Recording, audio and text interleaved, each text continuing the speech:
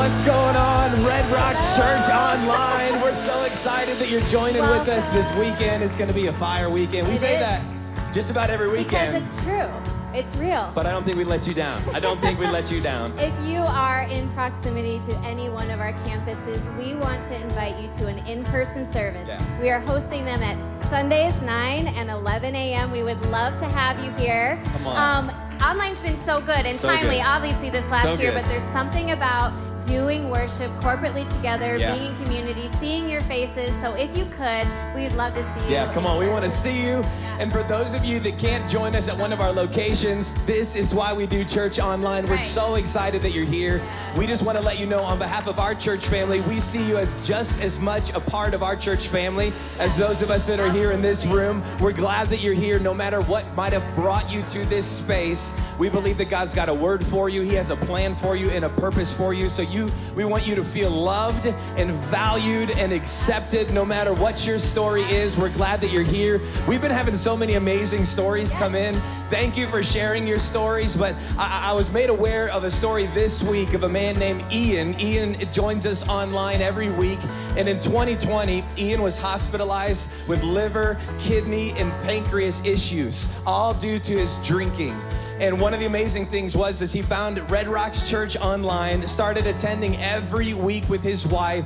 And can I say this? During the pandemic, in his home, watching online, he and his wife both committed their lives to following Christ. And now we as a church family gathering around the world get to walk with he and his wife as they begin to experience more and more levels of freedom. So, man, we wanted to say, Ian, we love you guys. We are committed to walking with people just like you around the globe, people that need to encounter the freedom and the love that only Jesus can offer. And I want to say this, we got people meeting in their homes collectively all around the world. We call them watch parties. So can we make some noise as we welcome all of our watch parties gathering all around the world? We're so glad you're fostering community, and we want to do this.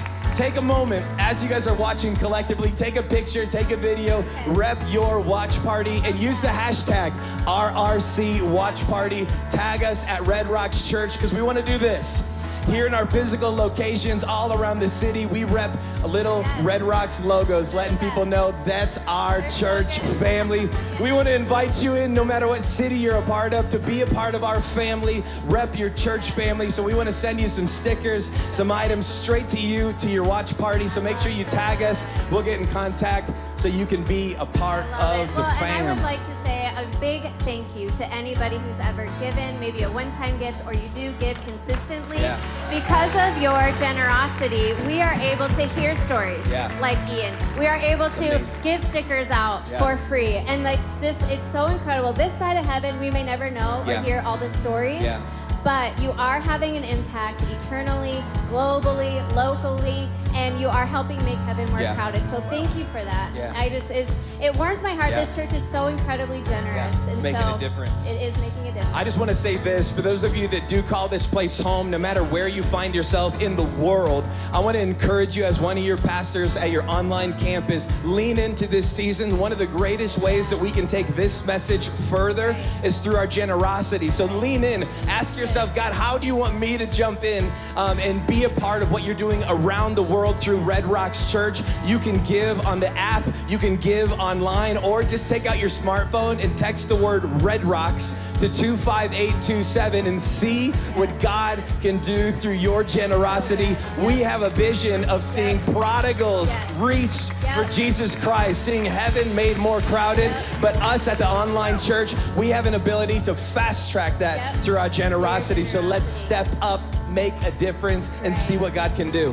Well, this weekend we have an incredible treat. Our very own lead pastor, Shawn is going to be sitting down having a conversation with his personal counselor. That's brave. It's going to be amazing. That's brave to sit down in front of a lot of people with your counselor. And so they're going to be talking about conflict resolution in relationships. Come on. And if you've ever been in a relationship, you're 100% guaranteed at some point to have some point of like conflict happening. I'm going to need this. Yeah, I need it too. We all need it. And you know what? I'd also like to add, I'm so thankful that Red Rocks Church is all about counseling and like encouraging people when you're going through tough times to go get help. Yeah, don't do it alone. I grew up in a church where that was like not the way, and it's so refreshing. There's resources for counselors available, but we're excited. Lean in, get in the chat, engage with each other. Welcome to another week of Let's Talk Relationships. Let's go. Come on, church, wherever you are, get on your feet. We have so many reasons to praise the Lord today. So many things to be thankful for. Come on, put your hands together.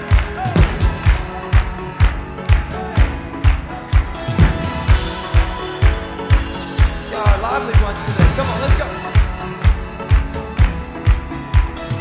This is where my heart will beat again. This is where I get set free.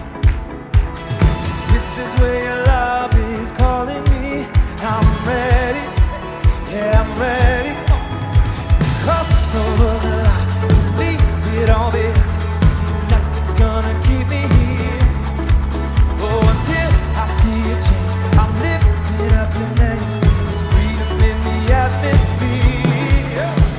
Oh, I feel like dancing, I feel like praising you, 'cause I know I'm gonna see you move. This is my breakthrough. This is my breakthrough. I'm gonna break through.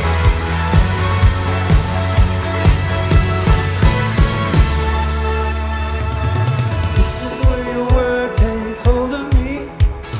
This is where my fear lets go. The Spirit is alive inside of me. I'm ready, yeah, I'm ready, come on. Cross over the line, leave it all behind. Nothing's gonna keep me here. Oh, until I see a change, I'm lifting up your name. There's freedom in the atmosphere.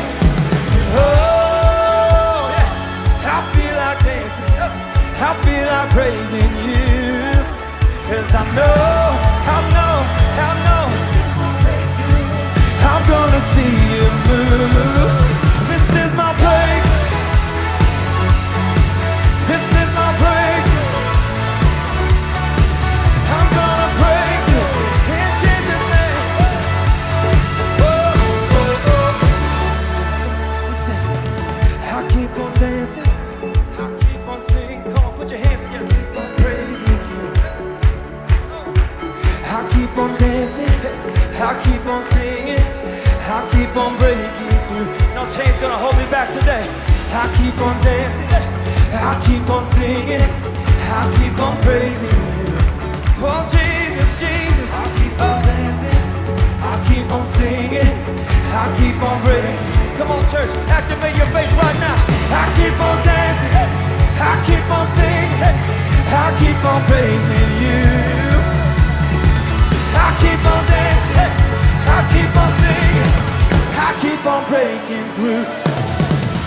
Oh, I feel like dancing, I feel like praising you. 'Cause I know this is my breakthrough. I'm gonna see it move. This is my break.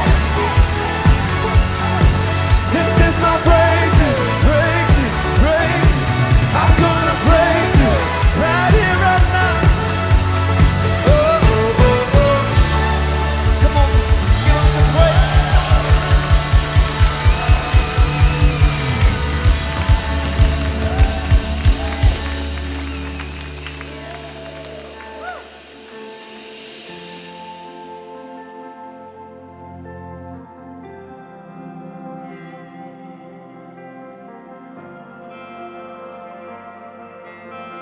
Let's make this our song of surrender.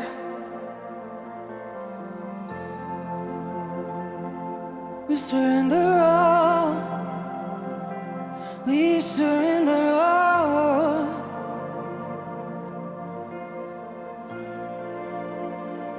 So I'll declare together. Here is where I lay it down. Every burden, every ground. This is my surrender. Oh, this is my surrender. Here is where I lay it down. every lie and every doubt. This is my surrender. And I will make room for you to do whatever you want to do whatever you want to. Oh, I will make room for you to do whatever you want to do whatever you want to. Oh, Jesus, oh, have your way, have your way.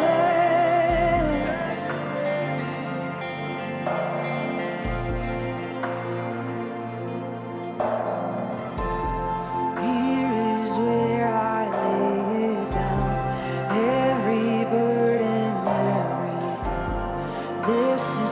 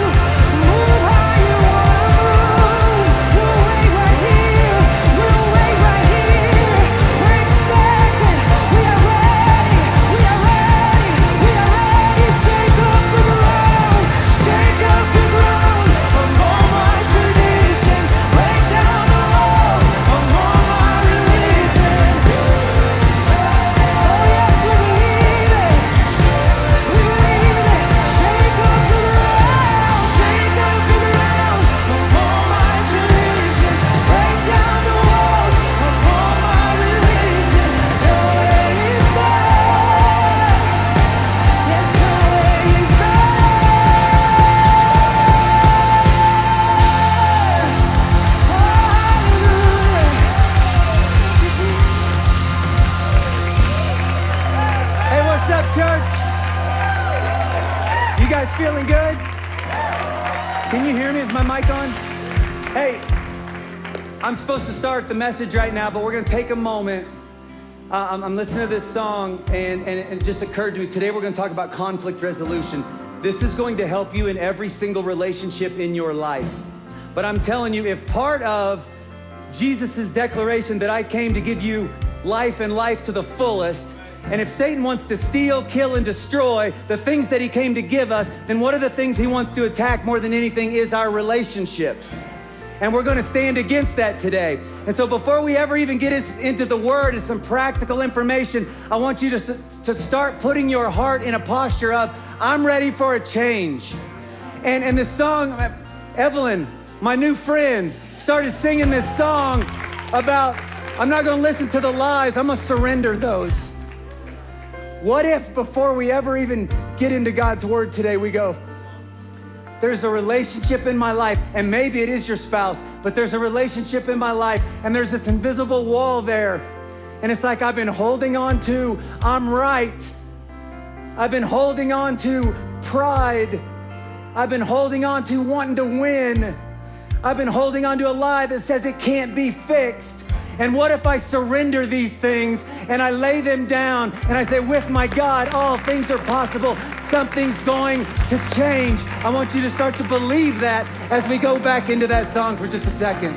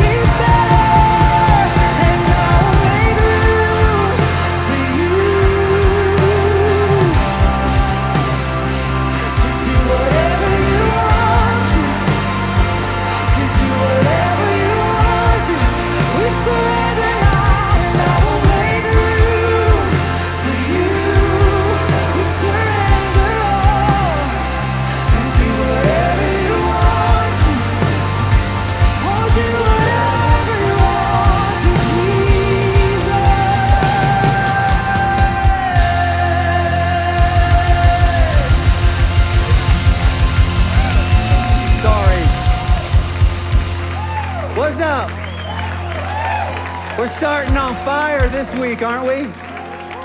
You happy to be in church today? Man, I want to say hi to all of our Denver-based locations, and I hope that you are surviving in the frozen tundra.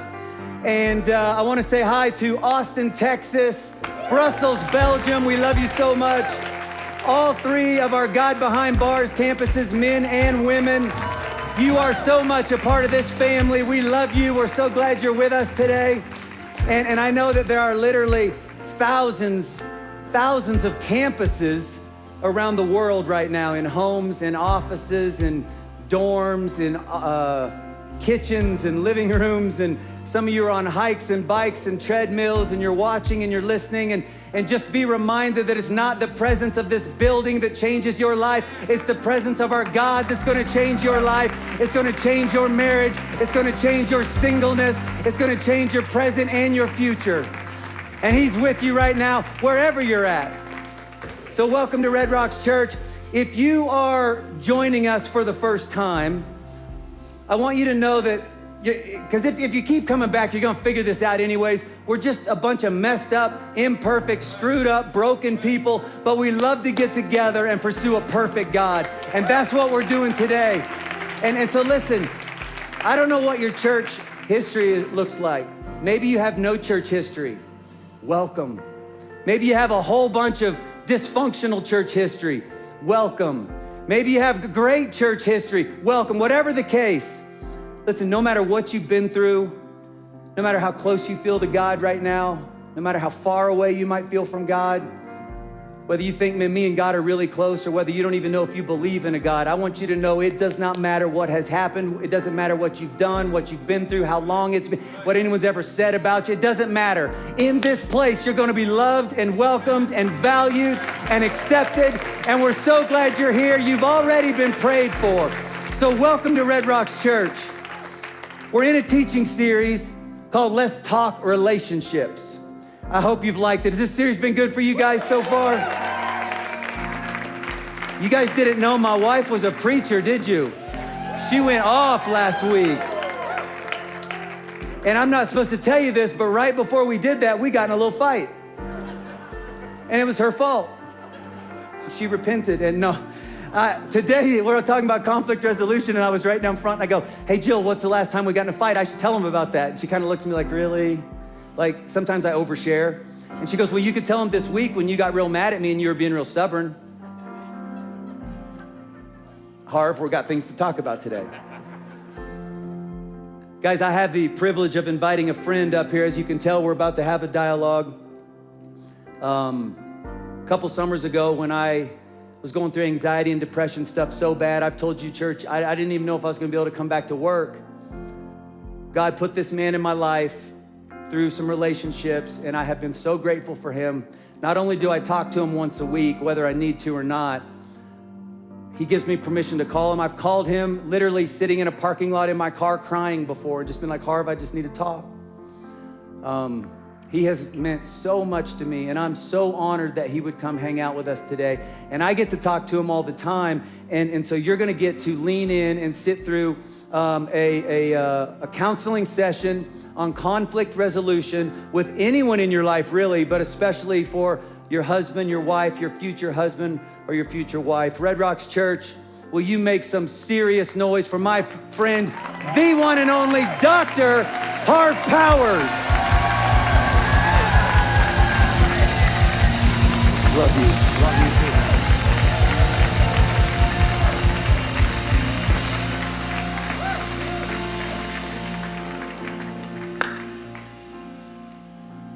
Can you believe what Jill says to me sometimes? I can't, man. You sound like the innocent party in that one, huh? Yeah, for sure, Harv. I was just thinking, I actually was just talking to the staff right before we started service, and I was like, man, this is kind of weird for me because me and Harv don't have a script. In fact, I don't even have my iPad. Could somebody who loves Jesus go to Conrad's office and grab my iPad? Technical details. But we don't have a script, and we may not use the iPad, but you know, I worry about you, Harv. But no, what I thought is, we don't have a script, and he knows my deepest, darkest secrets, and we're about to just let it rip. So that makes me a little nervous. You know what I'm saying? That's what makes me want to have my iPad, to be honest. So Harv, I was telling Harv about something that me and Jill were dealing with, and believe it or not, we were in a bit of a tiff. Just a little one? A little one. They're always fairly little with her because she's so nice, man. It's so annoying when you want to get like mad and fight, and she's just so calm and steady. And it's like, I don't even know what to do with that. You know what I mean? I do. Yeah, so that's rough. But Something about pouring burning coals on someone's head by the night, that's what she them. does. So thank you so, Tyler Roberts, folks. Hey, Harv, is it normal to fight? Or are me and Jill just like hopeless? You know, Shawn, having done what I do for over 40 years, couples come in all the time and they think they're the only ones. And you know how it is when we're isolated and we don't normally start a friendship by, hey, what's the fight you've had with your spouse or significant other? You know, so we keep it under wraps because we're a little embarrassed about it. It's vulnerable, but everyone fights. And we'll talk about it a little bit more. I think that's creative design, actually. That God designed marriage to have a tension at its core. And a lot of times we have this belief if we have a good relationship or a healthy marriage, we won't fight. But I actually think God intends for there to be a tension at the core. Now, why do you think that is? Because I've never heard anyone say that before. I love that. Well, if you think way back in Genesis 2, where, God says it's not good for a man to be alone, I will make a helper suitable for him. That word there, helper, in the Hebrew is a compound. It means together, the first part of it, which is kind of the image of two people standing with their arms around each other, protecting each other from the world, or in our vernacular, it would be having each other's back. But the other part of the compound is against. It's like two people with their hands against each other's chest, pushing away. And I think that dynamic is, in marriage, you're married to someone who's not you. Have you discovered that in a relationship? I mean, in big, small, in-between ways. And I always like to ask people for a moment to think about what would it be like to be married to someone who is exactly like you? You know, I had a person one time say to me, well, if I was married to myself, we would both watch football and eat pizza and drink beer until we exploded. So God intends marriage to have a counterbalance in it because you're not the same. And usually it's those different points of view are the very thing that create friction. You just told me that about 2 weeks ago. We were talking about something and he looked at me so serious and he's like, what would it be like if Jill was exactly like you? And I was like, man, that would be crazy bad. Crazy bad, right? Yeah. We would both go off in these extreme ways. Yeah. So actually, God intends for marriage to have tension at the core. And it brings us face to face with how do we love someone who's not us, which is the true nature of love, isn't it? So here's what I want to get into a little bit is if you've ever dated, you know that you're going to have fights. But everyone married would go, yep, had them. It's part of it.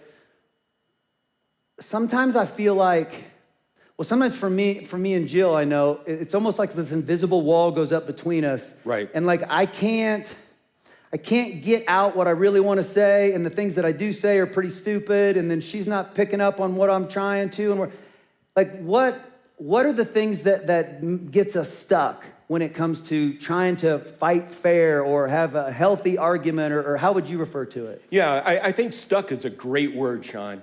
And you know, the definition of stuck is when what you're doing isn't working. And of course, all of us with a learning disability then do it more, right? So if raising your voice isn't working, heck, raise it more. Or if blaming the other person isn't working, blame them more. Or my favorite is you give them the survey approach. Well, all of my friends, so it just doesn't work, right? So that stuckness is a good term. And what I would say is one of the things about learning about healthy conflict resolution is learning when you're stuck. Now, your question was, what are the kinds of things that get us stuck? Well, one of the big ones, and think about it in your own life, when have you ever had someone formally teach you the skills of conflict resolution? And that's usually like zero. So we don't really have knowledge. And so how do we learn how to do conflict resolution? Usually it's by the homes we grew up in and what was modeled for us. Yeah, that's what I was just thinking. I guess you watch your parents or their friends, and totally. If that's how you fight, then that's how you fight. And you learn how to do it. And sometimes it can be that, you know, you learn to do it exactly the way your family of origin did it. Or like in my home, I grew up with an alcoholic dad who had a big temper, and everybody kind of hid from him. So nobody got angry but dad. So when I went into my marriage, I kind of swung the other way. I said, we're not going to sweep anything under the rug. Right. So we're not going to, fester on things. We're going to deal with it right now. So either one way or the other, that shaped me. And so one of the things I'm excited about this talk is it's a way to learn and get some tools and a different way of thinking about conflict. So lack of knowledge, first of all.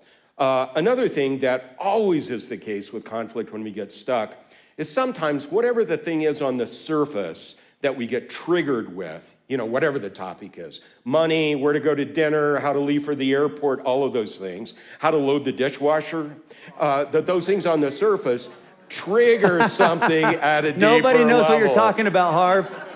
We've never experienced any of those. I know, I'm scratching an itch here, aren't I? Whew, you just said late to the airport and then my blood started to boil. I know. Me and Jill just went out to dinner with a couple here at the church. They just celebrated 10 years, and we're out to dinner with them, and they go, hey, do you remember our first time we ever went out as a couple 10 years ago? And I was like, no. And they're like, you guys were like 30 minutes late, and you walked in, and you're like, we almost didn't come into dinner. We've been fighting out in the parking lot the whole time. Yeah, totally. And the whole fight was over being late to dinner. Totally. Yeah, if you ever want to do one of those party games in relationships, give everybody a sheet of paper and say your plane leaves at 9 a.m.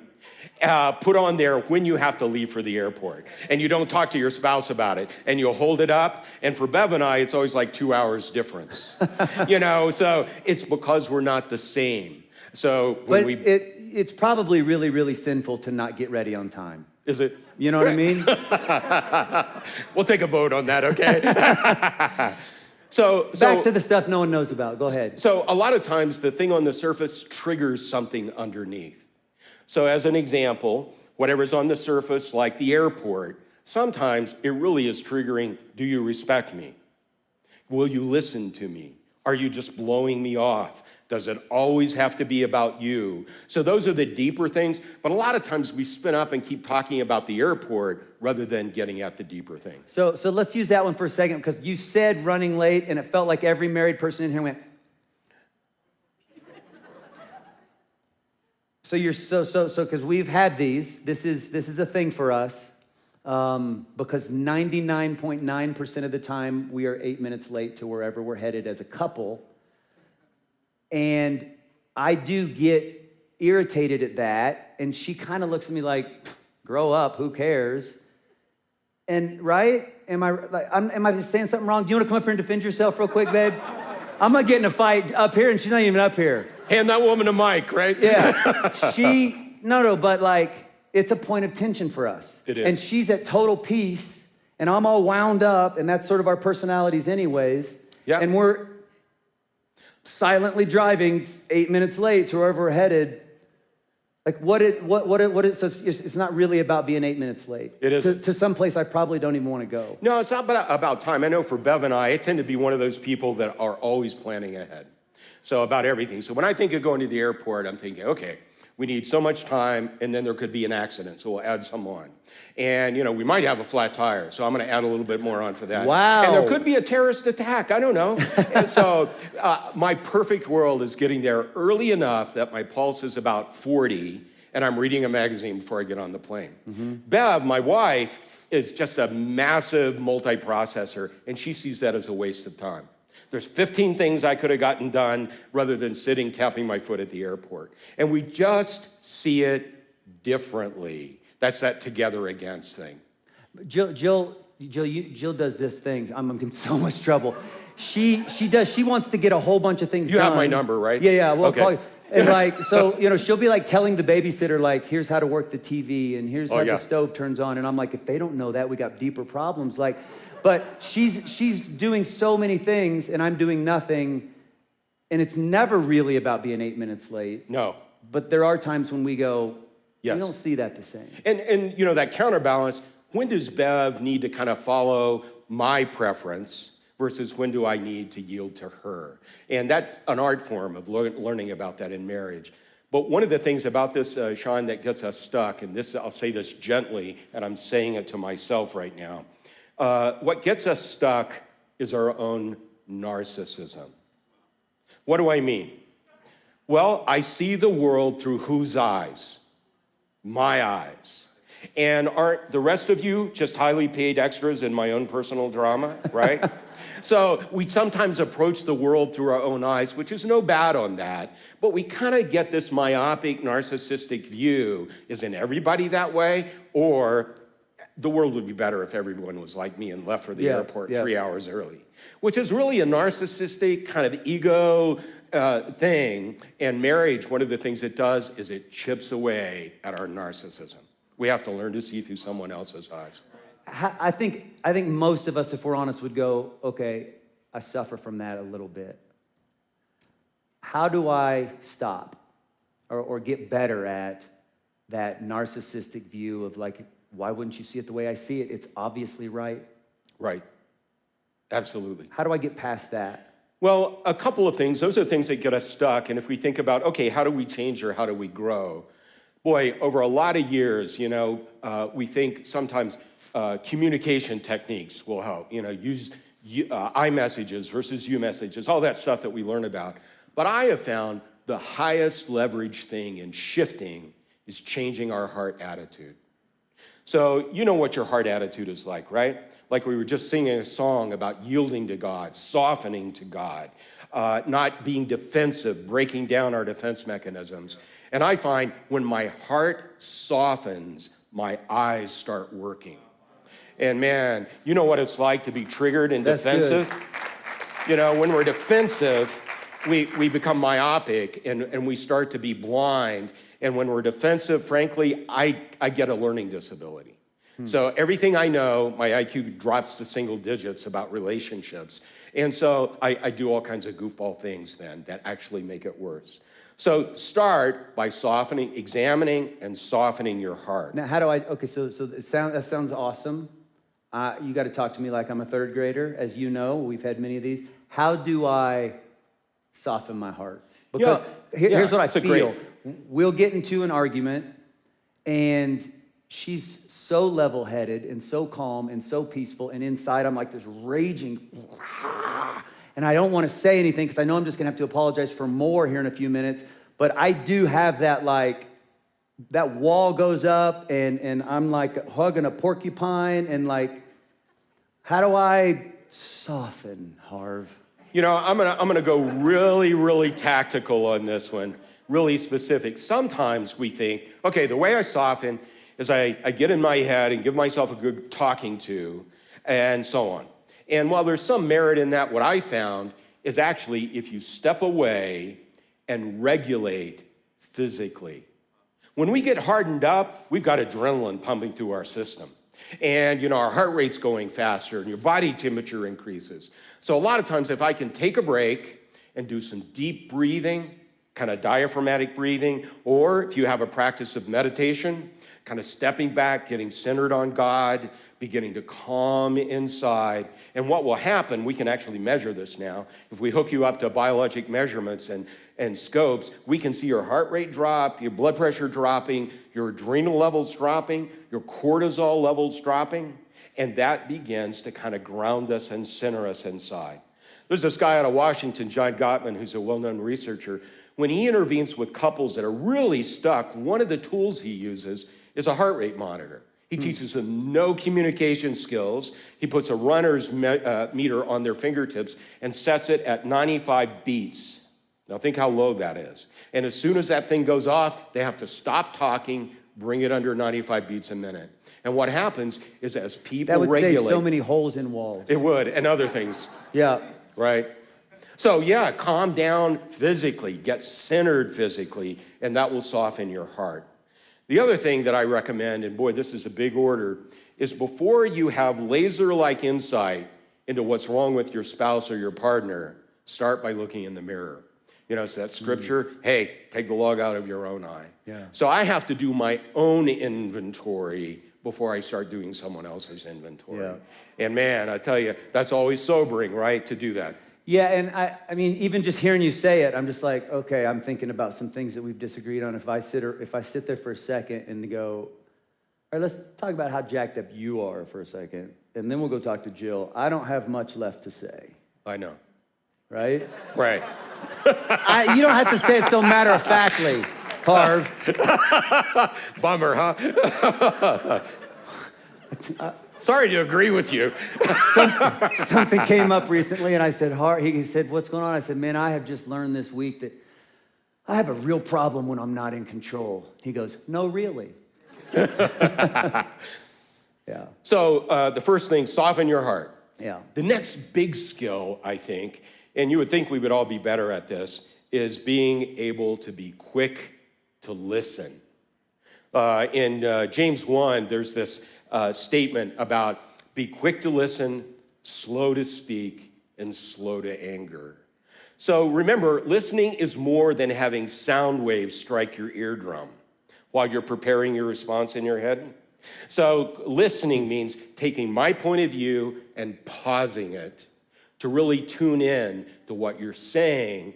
But the second piece of that, quick to listen, is learning to hear your heart. So you may be talking about the airport and how it's a waste of time to get there early and so on. I need to be able to hear, oh, you need me to respect you and validate you. Now, you may not be saying that, but given who you are, I'm gonna try to listen to your heart. And that's an art form and takes the lifespan of marriage too. Yeah, I was just gonna say, is there something I can do practically? Because the temptation, I think we all know it, especially in heated moments, is I'm letting you talk, but I'm waiting for the first time you need to breathe because I've already got what I'm about to say back. Right.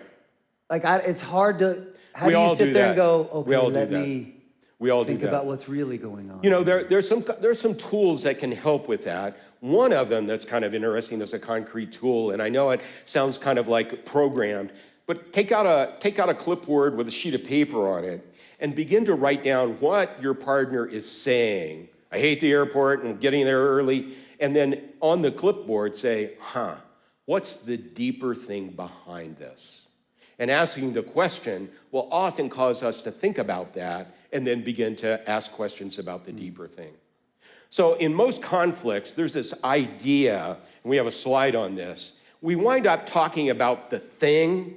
That's the thing that we spend so much time talking about, instead of getting at the thing under the thing. It's the heart issue that our partner is trying to put on the table. And those are the ones that we all deeply need to be heard in. You know, please value me. Please respect me. Please reassure me. Please tell me that you can hear my heart. And whenever we feel that, think about when your partner does that, man, it has a powerful effect. It calms us. It actually draws us to the other person. And it's kind of like a superpower if you can hear the thing under the thing. That's brilliant. That's really good. I'm trying to see, did we hit everything that we talked about hitting hard? Well, we talked about listening. I want to talk about being a speaker for a minute. Yeah.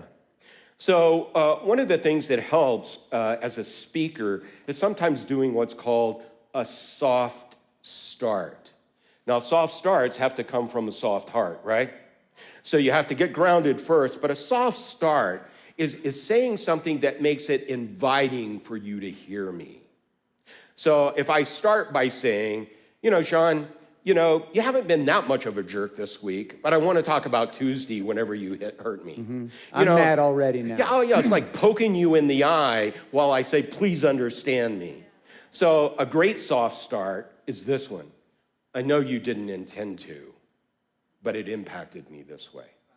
Anytime someone speaks to our intentions or tries to tell us what we're thinking, boom, immediately we go on the defensive. But saying, I know you didn't intend to, but it impacted me this way. So starting with, I told you 3 times we needed to leave at 8 isn't a good soft start. No, I wouldn't say that's a soft start. Yep. And by the way, your spouse or your partner will tell you whether it's a soft start or not. You know how they will do that? Because they will light up and get defensive. And you go, ding, ding, ding, ding. I don't think that was a soft start.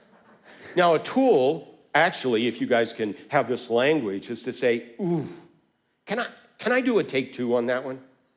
And instead of arguing about what you said and where your commas were in the sentence, of just saying, my bad, that wasn't can I do a take 2? Let me try that one again. Yeah. Now, sometimes as a partner, you can also say that to the person talking.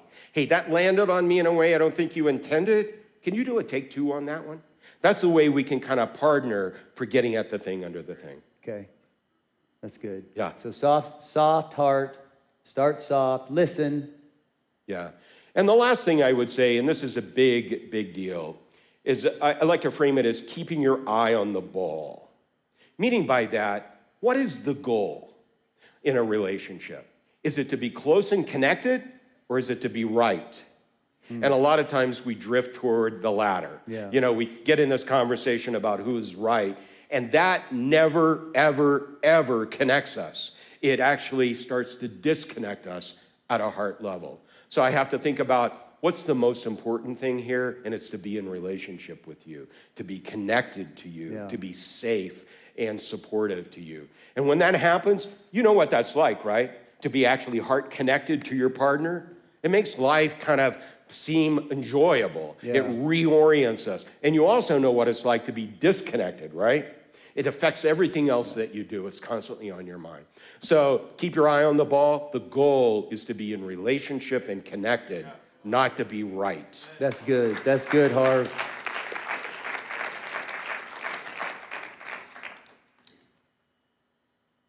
I know that the unfortunate truth is there are many couples and families watching this, listening to this, and they're struggling. Yes.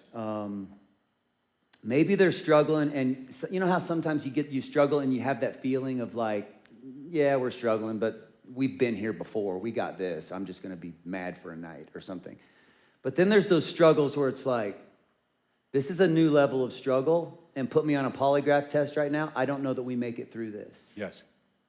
What do you say to somebody in that, where the struggle's so real that they're trying to hold on for dear life, but the truth is they don't believe it's going to work? You know, Shawn, that's a very awful place to be. You know, it's discouraging, and people's dreams are being confronted, and they're usually in some form of grief, of thinking, oh my gosh, looking over the chasm, you know, into the darkness, saying, this might not last. And so a couple of things I would say to a couple at that point is, number one, we can begin to reframe that a little bit. You know, we know that when we come to the end of ourselves, that's the place that God starts working. Yeah. You know, when I think I have my act together and I've got it wired, I a lot of times don't need God, right? But man, when I'm desperate and I can't do it myself, it starts to break down my walls inside and so on. So when couples come in to see me at that place, I feel compassion for them, but inside me, I'm saying, finally, we're getting to a place where people are getting ready to make a change. So you're saying that I'm desperate and don't know if this is ever going to happen, it can be the beginning. Yeah, if we can reframe it, it actually opens a portal where we're open to learn something different. Second thing I would say is you're not alone. You know, when we get to those desperate places, everyone does in a relationship at some point, but we usually don't talk about it. So if we could break the sound barrier and let each other know, no, there's some normalcy to that. Now it's serious, we have to pay attention. And the next thing I would say is seek coaching. Yeah. So a lot of times, if what we're doing isn't working, it's because we've reached in our tool bag, used all the tools we have. I got nothing else. So we usually need a different perspective and a different set of tools. So who are the coaches? They can be someone you know that's a little down the road and has learned a few things and you look up to. Take the risk to break the sound barrier and be vulnerable and say, hey, we need some coaching. Can you support Hey, can I us? say something? Yeah. Don't lose your Yeah. train of thought. If this is your church family, please get in a small group.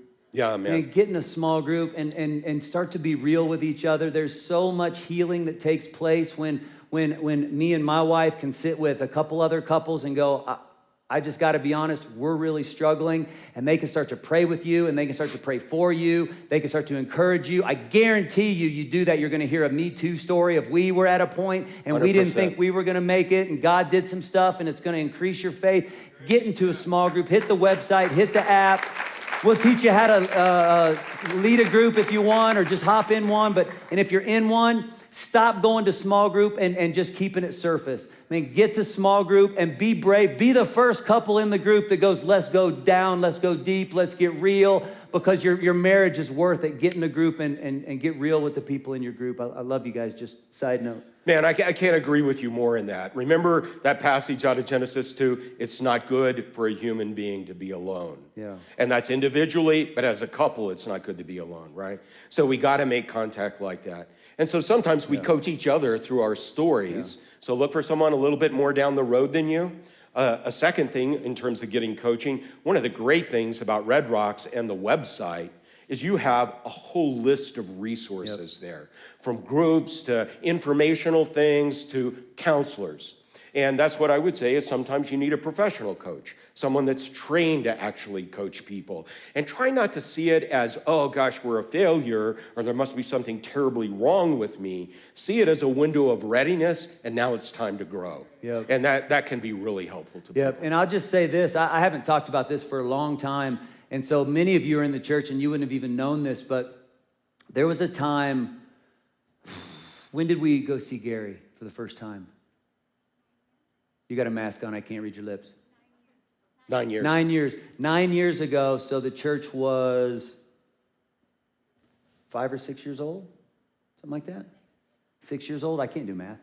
And it was just starting to grow like crazy. And pastors all over the country were just starting to kind of peek in, and they're like, oh my gosh, you guys are killing it. What an amazing thing. And what I didn't have the courage to tell anyone was that I was dying on the inside. I was just starting to have panic attacks for the first time as a Christian. And my marriage was, I was so stupid, Harv. I literally, when we moved to Denver, I thought this was admirable. I remember telling my wife, babe, you're not gonna see a ton of me for 3 years. Give me 3 years to get this church going. Right. Just let me go crazy for 3 years. And it was almost as if I went to my wife and went, hey, we're gonna have a real bad marriage for the next 3 years, but the church will be worth it. To me, that seemed admirable. I know. Well, that's how I approached it. And our marriage paid a price. And then the church started growing, and everyone started patting us on the back. And the truth is we had become business partners. You know, what makes marriage vital and alive is that heart connection. But that heart connection is not static. We get connected, we're good. Instead, it's dynamic. And what I like to say, life, even good things, like having God use you to plant a church, or good things like having kids, that also is like centrifugal force. It begins to pull us apart. So we have to constantly reconnect. I like to think about it like relational hydration. You know, you have to hydrate your heart connection on a regular basis. Now, by the way, our relationship with God works that way too, right? So we can be connected with God today. That does not mean we're going to be connected with him next week. We have to do the practices to stay connected, right? Well, I know for us, we got to a point where for you to put us on a polygraph test, we would have said in an honest moment, I don't know if I would have said, I think you probably would have too, babe, we're not gonna make it. Yeah. And we went to counseling. Yeah, readiness opens the window, right? Game. And I was humiliated to go. I was embarrassed to tell my friends I was going, and it changed the game. And it was like this magical thing that happened where we kind of remembered why we loved each other, and that we loved each other, and that we're on the same team. And we've been through some tough times, but as a married couple, that was the toughest. And it was counseling that helped us, I guess was my whole point. And well, Shawn, imagine this for a second. I'm a clinical psychologist, 40 years of experience. My wife is a master's level therapist with 15 or 16 years of experience. We work with couples all the time. Can you imagine what it's like for us to fight and get stuck? There's got to be so many technical terms I've never even heard of being thrown at each other. That's a defensive remark. No, that's reaction formation. So yeah, everybody gets stuck. Oh my gosh, a hidden camera on your next fight would be priceless. Well, actually, you remember confronting the narcissism thing? Uh-huh. One time I came up with this brilliant idea. I said, Bev, when we get stuck, I think you're the problem. So what I'm gonna do is I'm gonna set up a video camera and record it. And I did it. Worst idea of my life. When I watched That's amazing. When I watched that video, I was embarrassed to see what I looked like. It's the log in your own eye and having a mirror. I came across intense and accusatory, and it was so convicting. So you probably have had that idea. I'm recommending against it. So many of you have been thinking about doing that. Harv, resources. I'm struggling. I want to get married. I am married. It's a struggle. You got some good resources that you'd love that you could point us to? Yeah, I'm gonna offer 3. There's a bunch out there, but 3 that are good starting points. If you're intrigued about conflict and thinking, yeah, we need some more tools specifically, there's a book entitled Fighting for Your Marriage. It's research-based. It's written by actually a believer, Scott Stanley. It's got a lot of good material, a lot of good things to talk about. Now, one caution when reading a book, do not put your partner's name by parts of the book.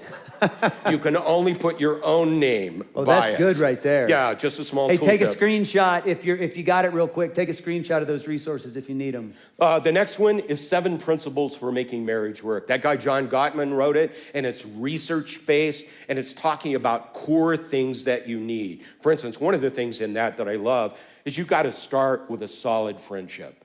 So how do you develop a friendship with your partner and cultivate it over time? And he gives you a bunch of other things. And the last one really focuses on the heart connection. That's that created for connection. It's all about how we get bonded, how we hydrate that bond and support that bond. And it is an excellent book. Harv, thank you so much. My privilege. Guys, can you help me and thank Dr. Harv Powers? Thanks, brother. Thanks for having me.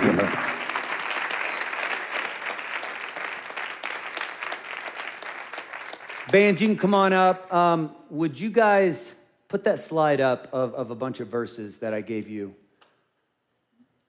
Would you take a screenshot of this? If you're in a building, take a picture of it. If you're on a screen, take a screenshot. And for those of you listening, it's Matthew 19:26, Luke 1:37, Jeremiah 32:17, Philippians 4:13, and Ephesians 3:20. Sometimes we need some weapons to take into our prayer closet. We need some weapons to begin doing battle for our relationships with. And I know what it's like. You can take that down for just a second, and then I'll have you put it back up. I know what it's like to be in a marriage that you absolutely go, this is 100% a blessing from God. This is from God. This is how it's supposed to be. And also have things go so crazy wrong that you feel like there's absolutely no way we can go on. Like I was talking about with Harv, Jill and I got to this place where we were business partners, and we ran a church together. Oddly enough, we ran finances together. We raised kids together. We did future investing together. We did real estate together. But somehow we weren't doing life together anymore. We were just doing deals. And I know what that feels like. And nothing crazy happened. Maybe you're in a relationship where you feel like things have drifted apart and you can't really put your finger on it. But you know you've become business partners. Maybe something crazy has happened. Maybe something unexpected has happened. And one or both of you are thinking there's no way we can get past this. Maybe there's a point of contention and it's like this invisible wall between you and you just can't, there's just no way of, you don't hear me and I don't hear you and you don't see my thing and I don't see yours. And can you put those verses back up? This is Jesus talking. With man, this one's impossible. But with God, all things are impossible. It is possible for you to find the right spouse. It is possible for you to get married. It is possible for you to stay married. It is possible for you to get through this heartache. It is possible for you to get through this offense. It is possible for you to forgive. For nothing will be impossible with God. God, you've made the heavens and the earth by your great power, by your outstretched arm. Nothing's too hard for you, including my singleness, including my marriage problems. God says, I can do all things through him who strengthens me. Paul says, when God gets involved in my life, there's nothing I can't get through, including relational issues. Now to him who is able, this is the one I want you to really focus on this week, because some of you can't fathom this working out right. You can't fathom actually meeting the right person because it's been so long and it just hasn't happened. Or maybe you have the call on your life that God actually has given you the gift of singleness and that is your call. You're not headed towards marriage and you're thinking, I don't know if I can live this way. Or you're in a marriage and you're going, I don't think it's actually going to work out. You can't even fathom it working out. Now to him who is able to do far more than I can fathom. Now to him who is able to do more abundantly than all that we ask or think, according to his power that is at work within us, that's the God we serve, Red Rocks Church. If you're with your spouse right now, would you grab their hand? If you're with your fiance, boyfriend, girlfriend, if you're with your family members, brothers, sisters, parents, would you grab hands? We're gonna worship to a song that was introduced, I don't think it was the first time we've sang it, but we sang it last week. Jerica wrote this song in the middle of some real heartache in life and relationally. And it's this amazing reminder that on my good days and my bad days, he's never gonna leave. He's never gonna leave me. And he sees me. He sees the struggle. He sees the relational issues. He sees what to me feels impossible. And he says it's not impossible because with me, nothing is impossible. And I'm right here in the middle of it and I'm not going anywhere. You couldn't get rid of me on your worst day. I'll never leave you. Would you stand up at all locations? God, we need to feel your presence in this moment. Would you I pray, God, that you would take some weights off of some shoulders as we just sing this song and become more and more aware that your presence is with us. That your presence is with us in our singleness. Your presence is with us in our dating. Your presence is with us in our marriage. And greater is he who is within us than he that is in the world. No weapon formed against me or my marriage will prosper. And I am more than a conqueror because you promised me you'll never leave, you'll never forsake, you'll never give up. And because you're right here with me, yes, we can, in Jesus' name. And everybody said, amen.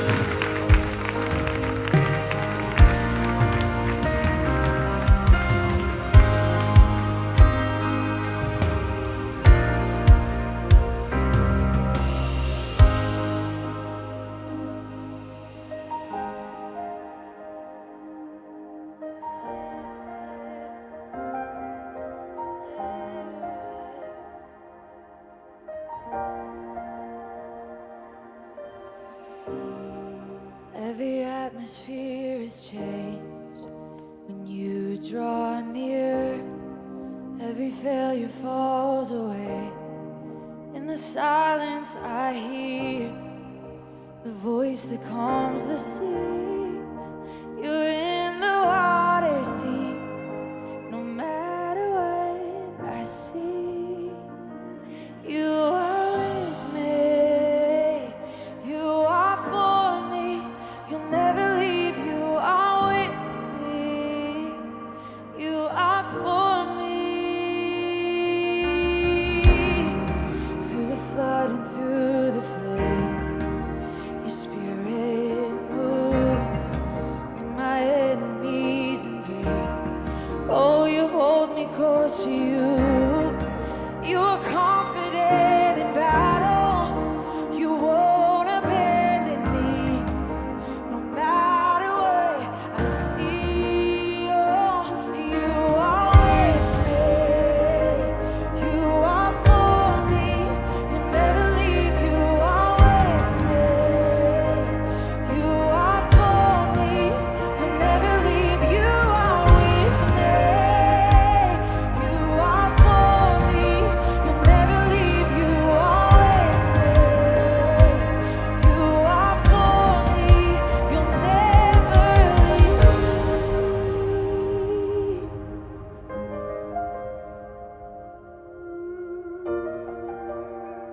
You'll never leave me.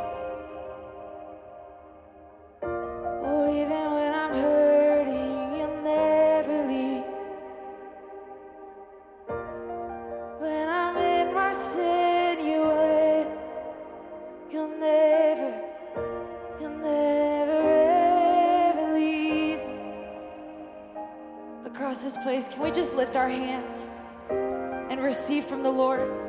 Whether if it's for your marriage, whether if it's for your relationships, your friendships, between you and your parents, between you and your kids. We are believing for healing and restoration in the relationships in our life, the relationships that drive our lives. Jesus, I just speak out a prophetic healing across this place. And if you're watching, wherever you're at, Jesus, I pray right now that you would begin a work inside of hearts it goes so much deeper than we could ever even know the depths of where you want to take us, God. Jesus, you are alive and you are active and you are moving. So we receive today. We trust that you want healing. We trust that you want restoration. For a marriage that's failing, that there's hope and that there is truth and grace to be had. So Jesus, in this place we receive, come on, we sing. You are here right now. Victory is breaking out right here, right now. You're breaking chains that hold me down. You are here right now. Victory is breaking out right here, right now. You're breaking chains that hold me down. You are here right now, oh Jesus. Right here, right now. There's more for me, I believe. You are here right now. Victory is breaking out right here, right now. You are with me. You are for me. You'll never leave. You are with me. You are for me. You'll never leave. You are with me. Oh Jesus, you see me. You love me. Oh, you are. 'Cause you are with me. You are for me. You'll never leave. You are with me. You are for me. You'll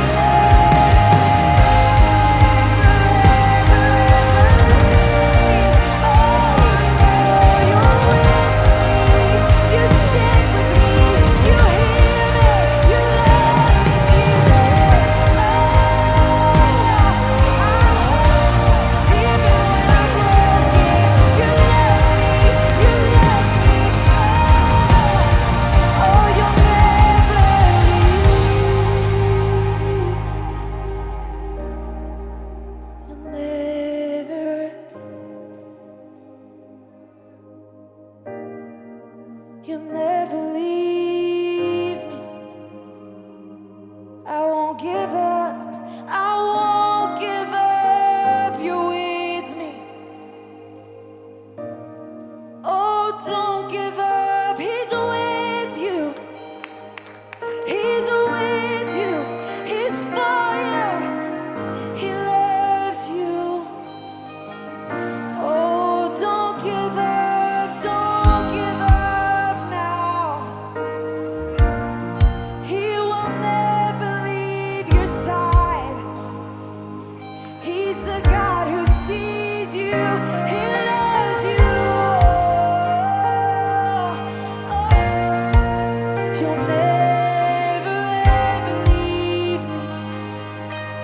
And if you're watching today and you're considering giving up, whether it's your marriage, whether it's your life, if you're watching this, can I just tell you that God is not done with you? He is not done with your marriage.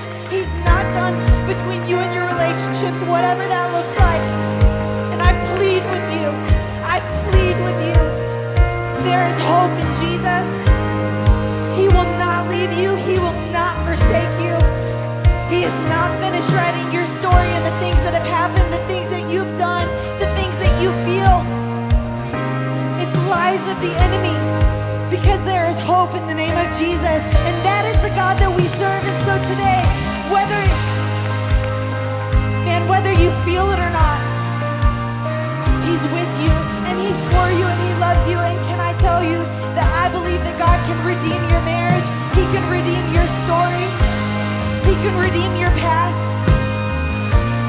and everything else that you hear, everything else else that you feel other than the truth and the word of God is alive from the pit of hell. And so today, we rejoice. Jesus, I thank you. I thank you that you redeem our stories. I thank you that there is hope, even when we don't feel it, even when we don't see it. You have hope. You have plans for us that we don't know about. Plans for us that we couldn't even imagine. Plans for your marriage, your kids, your life. So today, we trust you. Jesus, we trust you. You are worthy. You are for me. You'll never leave. You are worthy. You are for me. You'll never leave. You are with me. You are for me. You'll never leave. You are with me. You are for me. You'll never ever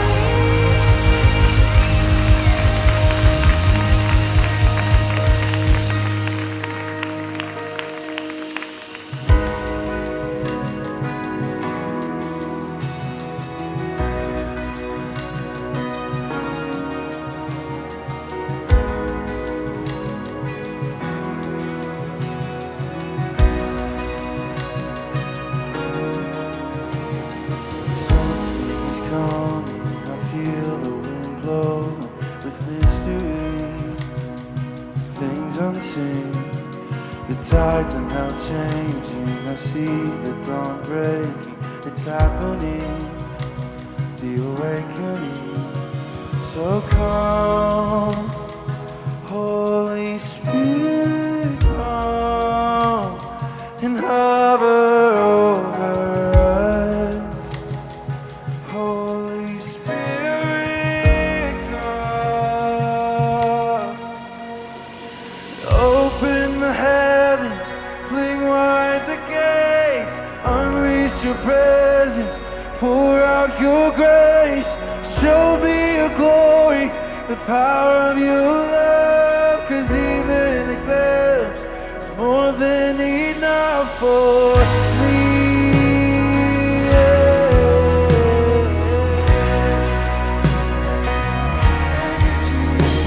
You're willing and able, and making a table in front of me before my enemies, ready to serve you and making a way to be so much more than what we've known before. So come, Holy Spirit, come and hover over us. Holy Spirit, come, hey. Open the heavens, fling wide the gates, unleash your presence, pour out your grace. Show me your glory, the power of your love, 'cause even a glimpse is more than enough. Open the heavens, fling wide the gates, unleash your presence, pour out your grace. Show me your glory, the power of your love, 'cause even a glimpse is more than enough for me.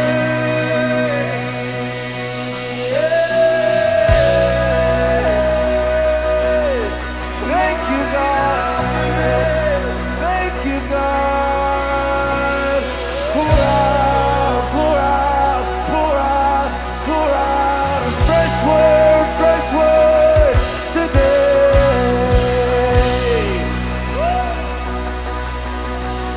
All right, church, we're gonna prophesy. He's gonna move in the room. Let's go. And we're gonna see those dry bones dancing. We're gonna see those strongholds bow. We're gonna see the things of heaven here and now, yeah. We're gonna see a new revival. We're gonna see the kingdom bow. We're gonna see the things of heaven here in Jesus' name right now.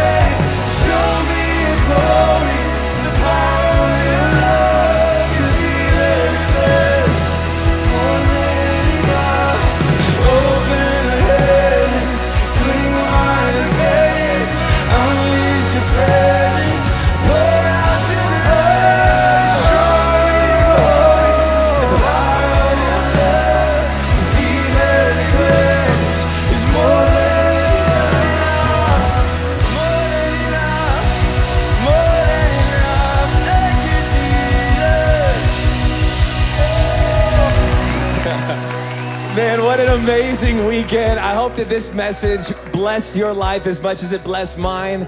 I want to just encourage you, maybe if conflict is one of those things that continues to be a pattern in your relationship, maybe creating some separation between you and the person that you love. I want to encourage you, maybe one of the most helpful things that we can carry throughout the rest of this week and into our lives is go back, watch the message, and grab some of those resources that Harv mentioned. Dive into those, see about what conversations it might open up, see what helpful hints, maybe some tricks of the trade to help your conflict become more beneficial and fruitful. Remember that the friction in your relationship isn't a sign of unhealth. Use that, let it soften your heart, let it make you more like Christ, and let it maybe take out some of the inner narcissists that we kind of all have inside of us. Grab some of those resources and see what God does through those. I also want to make you aware of something amazing that's going to be happening. We are releasing the full first EP of Things of Heaven with our friends here at Red Rocks Worship, and we're gonna do it the right way. We're gonna be throwing a party in true Red Rocks fashion, and we want to invite you to join us March 19th live on the Red Rocks Worship YouTube page. If you haven't subscribed, subscribe. But we're gonna be going live for a night of worship. Some of the team is gonna be doing a Q&A. We're gonna be having so much fun, giveaways. It's gonna be a total party, so make sure that you mark your calendars. 7 p.m., March 19th, Red Rocks Worship YouTube page. We're gonna go bonkers as we release this amazing album that was written for you to enjoy so that you can celebrate the goodness of God all week long. We love you guys so much. Can't wait to see you next weekend. Peace.